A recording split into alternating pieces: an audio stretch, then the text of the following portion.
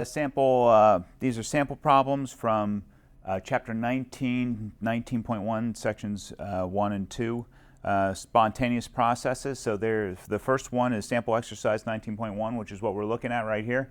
It says predict whether the following processes are spontaneous as described, spontaneous in the reverse direction or in equilibrium.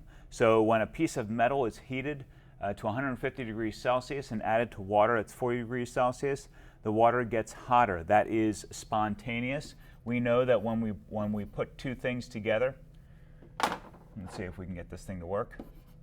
When we put two things together of different temperatures, that the heat flows from the hotter temperature to the cooler temperature. The water is at the cooler temperature, so the water gets hotter. That makes sense. We understand how that works. Water at room temperature decomposes into hydrogen and oxygen.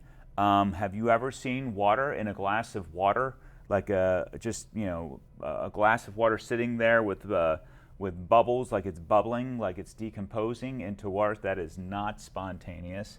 That is a non-spontaneous process. Now we do know that you can, going the opposite direction, like this, to produce water. That is not a balanced equation. Okay, here now it is.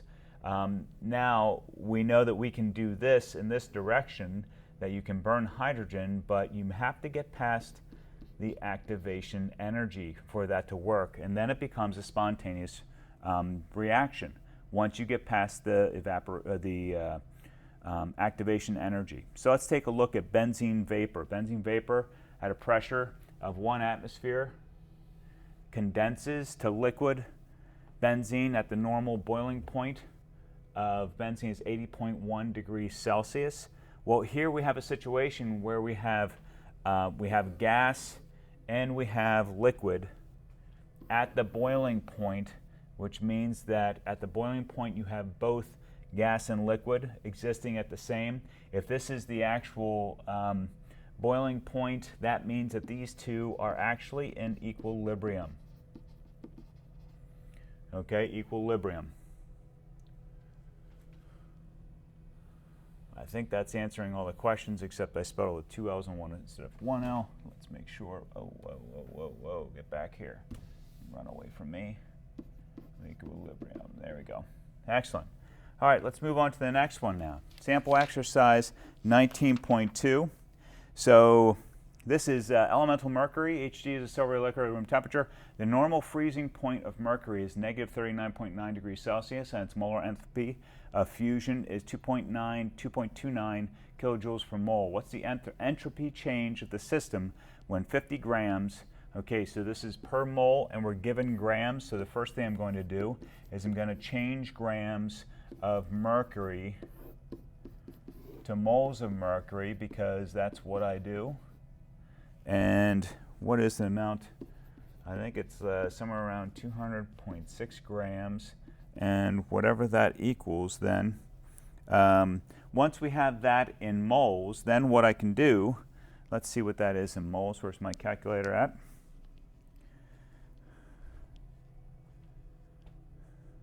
So that's 50 divided by 200.6, and that gives me something very close to 0.249 moles of mercury, Hg, over 1. Now, here's the nice part about this. We're given all the information that we need. This is our delta H of fusion. So that's going to... Now, this is where we're at here. This is important. The silvery liquid at room temperature, the normal freezing point of mercury is negative 38.9 degrees Celsius, and its molar enthalpy of fusion is 2. What is the entropy change of the system when it freezes at normal freezing point? Now, if it's freezing, it's giving off energy. This is the part that freaks people out, which means that I have a negative 2.29 kilojoules per mole amount here. The negative is because freezing, believe it or not, is exothermic, which means a negative delta H. Okay, so where are we at? Change of system. Okay, Looks good to me. That gives me my number of moles cancels here and here. So I multiply the two, and that's going to get me a relatively small number times 2.29 equals, so that's going to give me this right here, 0.57078. So I'm going to round up to 1. That's going to be kilojoules. Oops. Kilojoules like that. But here's the problem. The problem is that this oftentimes will be reported, delta S will oftentimes be reported in joules and not kilojoules. So I'm simply going to move it 3 places to the right to give myself joules. So that gives me 571 joules. And then we're going to divide it by our normal freezing point, but 0.9 degrees Celsius plus 273. Okay, and that's going to equal 243.3 Kelvin. So that gives us a total of, this is still a negative amount,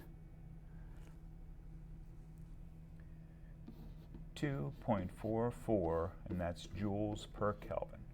Joules per Kelvin, just like that. And that's how we find the delta S, the entropy. Okay, notice that the delta H does come into it. That is the top portion of how we find the energy change. And then we divide it by the number of joules. I'm sorry, the number of Kelvin at the bottom, which is what we did here. Kelvin equals, and this would be the degrees Celsius plus 273. Okay, moving on to the last one, and then we're finished. The last one says normal boiling point. Hang on a second. Normal boiling point of ethanol is 78 degrees Celsius.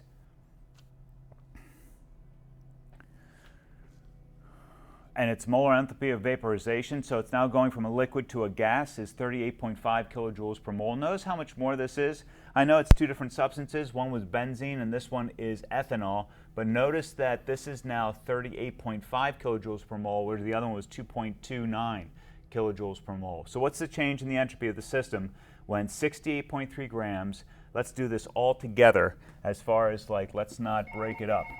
Unbelievable. All right.